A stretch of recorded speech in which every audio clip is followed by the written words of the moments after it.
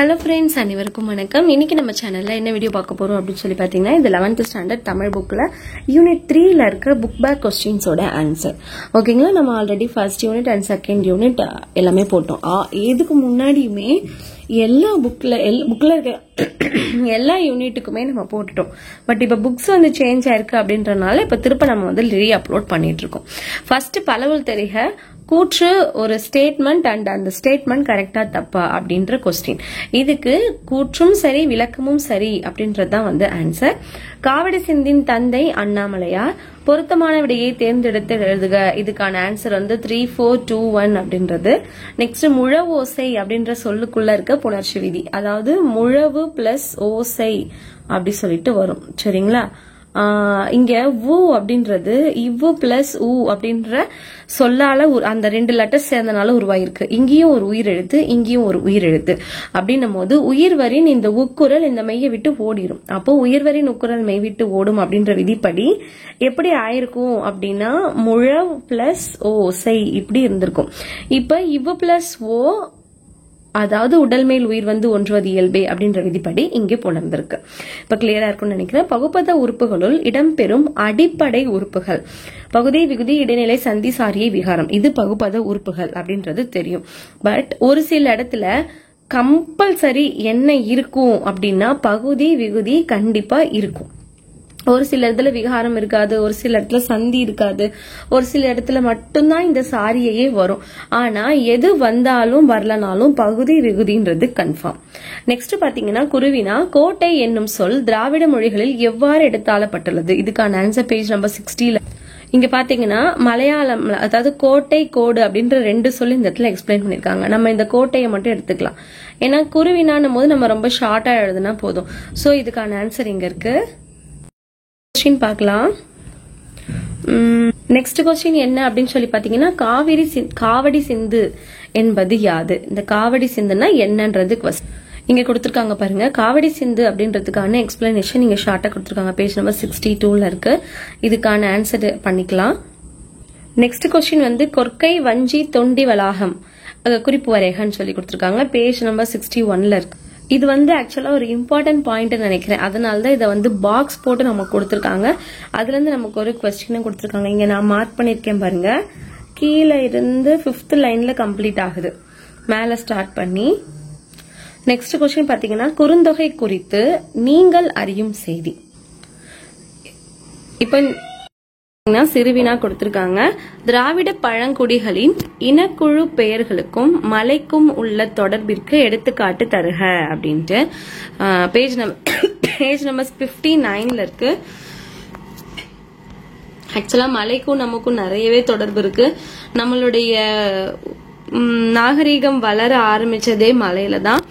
மலையதான் வந்து காடா ஆக்கி அதுக்கப்புறம் தான் நிலமாக்கி அதுக்கப்புறம் விவசாயம் நடந்ததுன்னு சொல்லிட்டு நமக்கு நிறைய வரலாறு இருக்கு. சோ கொஸ்டினே அதுதான். ஆக்சுவலா இதுக்கான ஆன்சர் வந்து இங்கேயே ஸ்டார்ட் ஆகுது. திராவிடர்களின் மலை பெருமிதம் அப்படின்னு சொல்லிட்டு எங்க இருந்து நான் சொல்ல வரேன்னா இதுக்கும் அதுக்கான ஆப்டுக்கான அந்த பேராகிராஃப் கொஸ்டின்கான ஆன்சர் இருக்கு. அப்படியே பார்த்தோம் அப்படின்னா திராவிடர்களின் மலை பெருமிதம் அப்படின்னு சொல்லிட்டே ஒரு பேராகிராஃப் கொடுத்திருக்காங்க பாருங்க. நீங்க அங்க இருந்தே மார்க் பண்ணிக்கலாம். அங்க இருந்தே உங்களுக்கு வந்து ஆரம்பிச்சிருச்சு. இங்க இருந்து இதெல்லாம் நீங்க எழுதலாம். என்னென்ன இந்த ஜார்க்கண்ட் மேற்கு தொடர்ச்சி மலை அப்புறம் இது எல்லாத்தையுமே நீங்க வந்து மென்ஷன் பண்ணி எழுதிட்டு அதுக்கப்புறம் ஆகிய திராவிட பழங்குடி இனக்குழு பெயர்களும் மலை குன்று என்ற பொருள் தரும் சொற்களையே அடிப்படையாக கொண்டு அமைந்துள்ளன அப்படியும் அதையும் வந்து நீங்க மென்ஷன் பண்ணி எழுதிக்கலாம். அதுக்கப்புறமா மலை குடியிருப்புகள்னு ஒரு பாயிண்ட்டுக்குள்ளேயும் இந்த திராவிடர்களுக்கும் மலைக்கும் என்ன சம்பந்தம் இருக்கு அப்படின்னு சொல்லிட்டு கொடுத்திருக்காங்க. இதுல மொத்தம் 3 பேராகிராஃப் இருக்கு. இந்த 4 பேராகிராஃப் இருக்கு. இவ்வளவு பெருசு, இவ்வளத்தையும் நீங்க எழுத வேண்டாம். நீங்க வந்து இதையே நீங்க எழுதிக்கலாம். பேஜ் நம்பர் 58ல இருக்கிறதே வந்து நீங்க எழுதிக்கலாம். நெக்ஸ்ட் கொஸ்டின் வந்து தமிழ் பண்பாட்டின் ஒரு அடையாளம் காவடி சிந்து என்பதை விளக்குக. இங்க பாத்தீங்கன்னா காவடி சிந்து அப்படின்றதுக்கு இங்க ஒரு எக்ஸ்பிளனேஷன் கொடுத்திருப்பாங்க. 62ல தமிழ்நாட்டின் நீண்ட காலமாக அப்படின்னு சொல்லிட்டு ஒரு பேராகிராஃப் கொடுத்திருப்பாங்க. இதுவும் அதுக்கான கரெக்ட் ஆப்டான ஆன்சர் தான். அதுக்கப்புறமா பாடலின் பொருள் நம்ம எழுத வேண்டாம், அது அடுத்த கொஸ்டினுக்கு வந்திருக்கு. நீங்க இந்த காவடி சிந்து இத வரைக்கும் எழுதுனா போதும். நெக்ஸ்ட் क्वेश्चन பாத்தீங்கன்னா கழுகு மலைத்தளத்தின் சிறப்புகளை காவடி சிந்து கொண்டு விளக்குக அப்படின்ட்டு இதுக்கான ஆன்சர் பேஜ் நம்பர் 63ல இருக்கு. அங்கேதான் இருக்கு. அங்க செப்பரேட்டா அதுக்குன்னு ஒரு லைன் வச்சு நான் உங்களுக்கு மேல சொல்லியிருந்தேன்ல. இங்க பாத்தீங்கன்னா கழுகுமலை தலைவன் முருகன் கோவில் வளத்தை நான் சொல்கிறேன் அப்படின்னு சொல்லிட்டு அங்க ஆரம்பிச்சு இங்க வந்து முடியுது பாருங்க, இன்பம் அடைவர். அது வரைக்கும் ஆன்சர் எழுதிக்கணும்.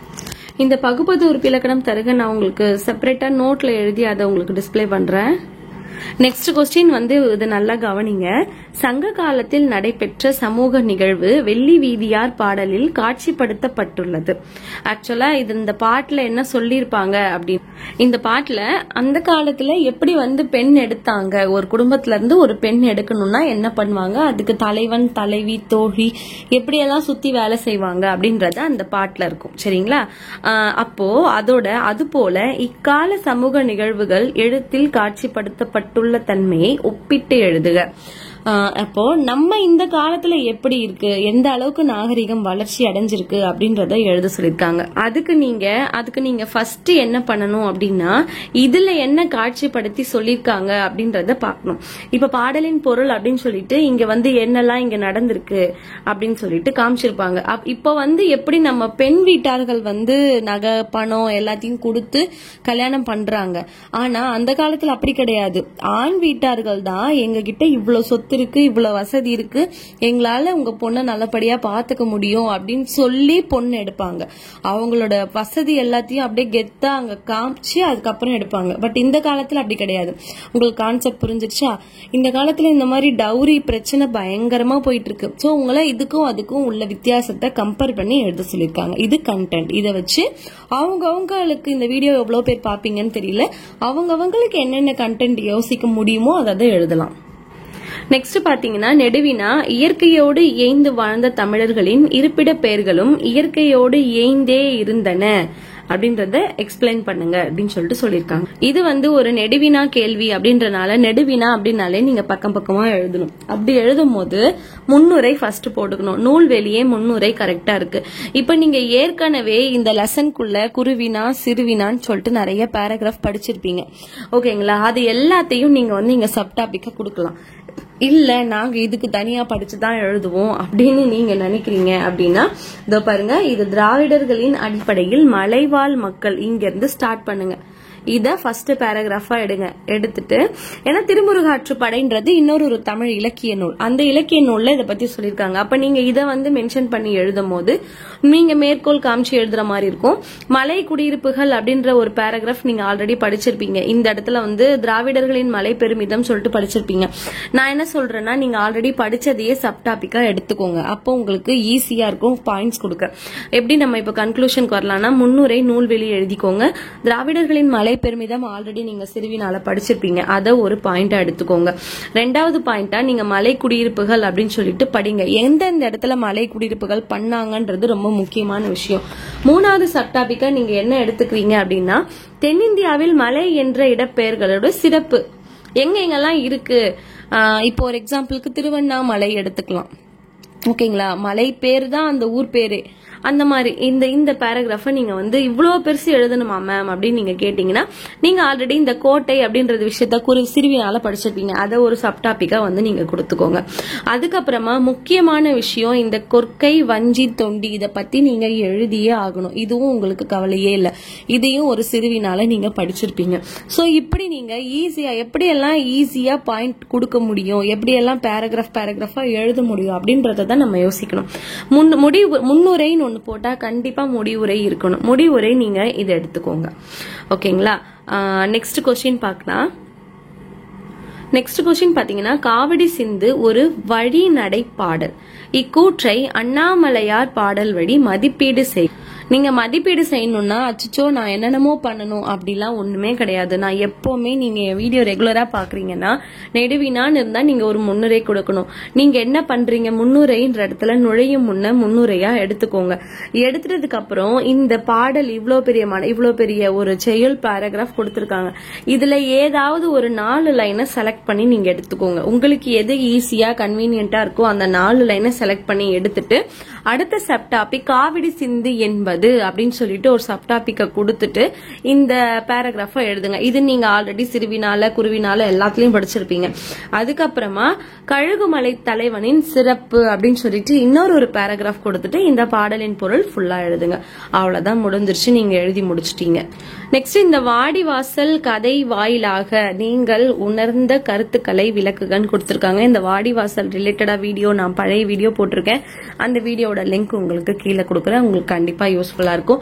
இந்த வீடியோல நான் மிஸ் பண்ண ஒரே ஒரு விஷயம் என்னன்னு சொல்லி பாத்தீங்கன்னா, இந்த பகுபத உறுப்பிலக்கணம் இதை நான் தனியா நோட்ல எழுதி உங்களுக்கு டிஸ்பிளே பண்றேன் அப்படின்னு சொல்லிட்டு சொல்லியிருந்தேன். அதை இப்போதைக்கு என்னால் அட்டாச் பண்ண முடியல. அடுத்த வீடியோ அது வந்துடும். ஸோ யாரும் எதுவும் யோசிக்க வேண்டாம் என்ன இது பாதியா இருக்குன்னு சொல்லிட்டு. So stay tuned. இந்த வீடியோ உங்க ஃப்ரெண்ட்ஸ் கூட ஷேர் பண்ணுங்க. மறக்காம நம்ம சேனலை சப்ஸ்கிரைப் பண்ணுங்க. தேங்க்யூ ஃபார் வாட்சிங்.